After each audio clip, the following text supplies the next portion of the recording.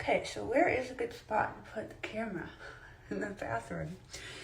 Maybe I will do that.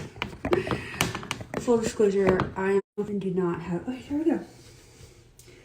So, I'm letting my suture here air dry, yes. And I wanted to say excitedly that today was the first day I woke up without like pretty intense pain first thing in the morning. Definitely still wanted to take Tylenol quickly, but I feel okay.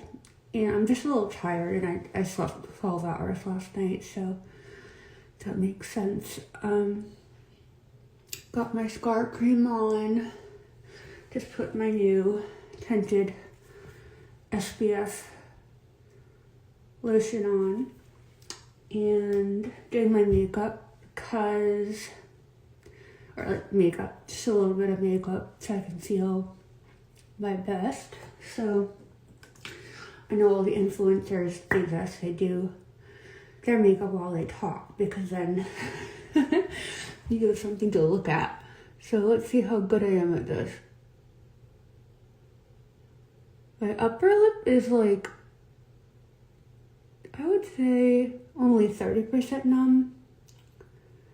My bottom lip is pretty numb because of the Genioplasty.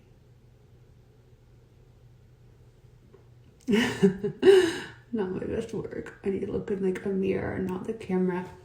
Hi, Ann Phillips. I am trying to do more daily vlogs post surgery of my total jaw joint replacement, upper jaw 3-piece Lefort surgery and genioplasty.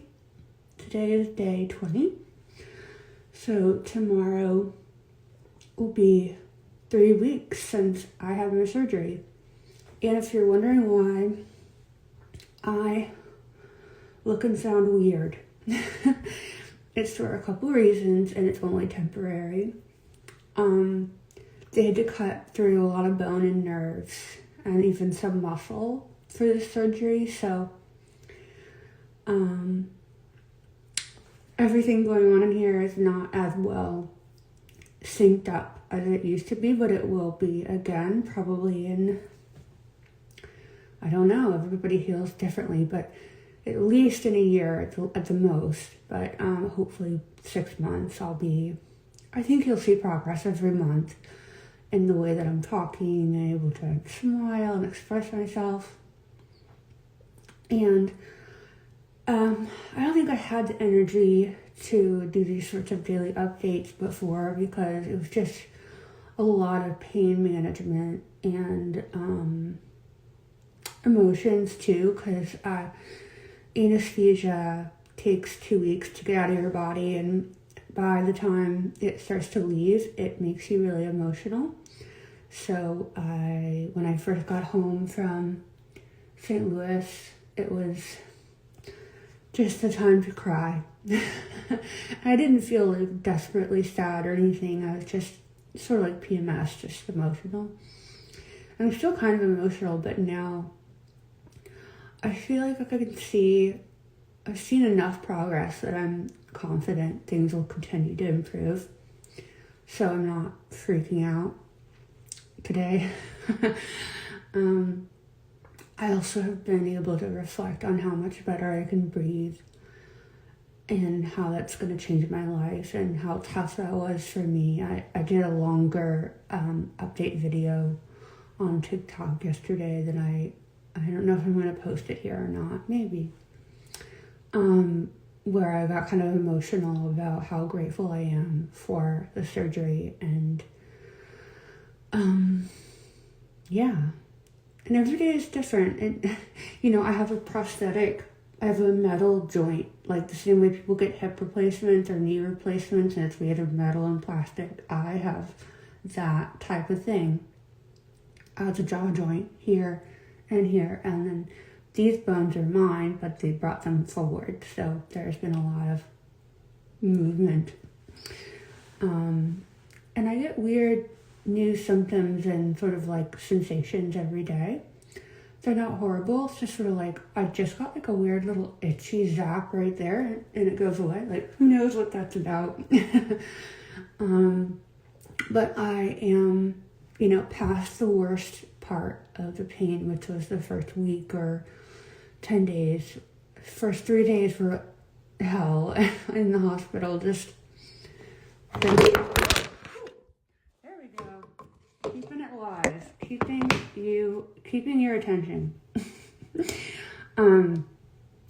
As hospital stays can be rough, just like a days and IVs, and that was tough. But now that I'm out of the big hump, and I'm into the middle hump of months 1 through 3 of recovery, I am feeling much more like grateful, and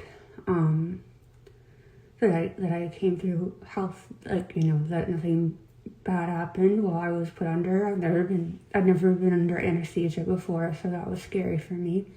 If you don't know, I have OCD, so I'm kind of a control freak. So giving up control was a big deal for me, but that's why I spent so much time finding the right surgeon for me that I was willing to give my life to, and I think when you go into surgeries like this, it's because you really need to, and like many rare diseases, sometimes it's hard for other people to see what's going on with you, I have a couple rare diseases. I have Ehlers-Danlos syndrome, I'm hypermobile, so I have issues with joint stability throughout my body, but it's much more manageable than my jaw. My jaw joints just went away. And that disease is called idiopathic condylar resorption. If you want to learn more about the whole backstory of how I discovered I had ICR, how I figured out that I needed this jaw joint replacement and not a traditional jaw surgery, all of that is in the highlight in my Instagram story. It's just the most recent highlight. And it's kind of long, but this was years in the making. I mean, as I mentioned, I have OCD, so I'm very thoughtful. And I'd never had a big surgery before, so making this decision was not done lightly at all. I spent years meeting with the best surgeons in the United States, getting multiple opinions, reading, going and reading research papers about this jaw disease. I would go in and read them. So, I got pretty nerdy with it. So, one day there may be a different or better solution to what I had, which was the loss of my jaw joints and needing to have them replaced with bionic metal and plastic. But right now, I'm confident I chose the right thing.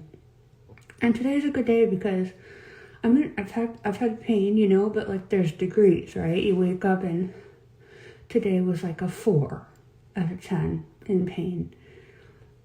But yesterday I woke up and it was like a 6 or a 7. I was like, get me pain meds, and the hospital was an 8 or a 9. So, I'm grateful for every bit of progress, and I've decided to share my story because, for a lot of reasons, one of which, this disease is, mostly a women's disease. It's another rare disease. I mean, I think it is rare, but it's another disease that happens to mostly women that hasn't been, they're researching it now, but they're just starting to try to figure out why.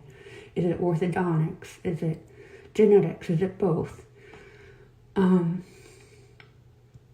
think it's both. So I'm bringing people into this journey with me because as I was coming through, getting closer to making the decision to have this 9-hour surgery to totally redo my face and my skull, it meant the world to me to learn from other women who went through this and see their journey and see that, yes, it's hard. Yes, it's confusing. Yes, it's painful, but that it was still worth it for them. And, that gave me more confidence to do this, much more confidence. So it made me feel a lot less alone. So, even if you don't need this information, maybe you have a friend that does, or, getting the right surgery is huge. And a lot of people end up getting the wrong surgery. Well, traditional jaw surgery where they don't replace the joints. They just adjust the length of the mandible, which does help your breathing, but it does not solve the problem, and can lead to future issues. So getting this information out there is important, because the fewer women and men who have to have 2 of these surgeries, you can just do this once, I think is a huge win. The outcomes are better when you only have one surgery, jaw surgery. The complications are fewer, it's safer. So there's a lot of reasons to be open about this. And today is a good day. I mean, I'm still on some weird medications, antibiotics. I'm still sort of in the thick of it. The first month is like it's 2 weeks and then a month, and then after a month you can start drinking coffee and a little bit of wine and sparkling water, which I love. So, and apparently the pain after 1 month is traditionally a lot lower. So, still waiting to get to that point, but tomorrow's 3 weeks. And thanks for following my journey. Have a great, what day is it? Wednesday. Have a great Wednesday. I hope you understood what I said, because I know I'm not very easily understood at the moment, because I have a lot of wires in. And all my muscles are still confused.